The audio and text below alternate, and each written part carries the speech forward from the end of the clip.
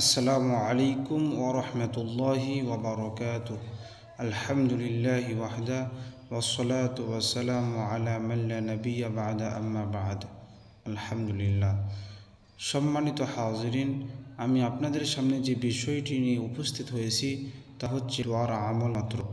রাসূল সাল্লাল্লাহু আলাইহি ওয়াসাল্লাম বলেছেন, কেউ মৃত্যু আসন্ন নয় এমন কোনো ব্যক্তির সঙ্গে সাক্ষাৎ করতে গিয়ে তার সামনে যদি একটি দোয়া 7 বার পাঠ করা হয় তো ইনশাআল্লাহ সেই রোগী ব্যক্তিকে আল্লাহ পাক রব্বুল আলামিন রোগ মুক্তি দান করবেন।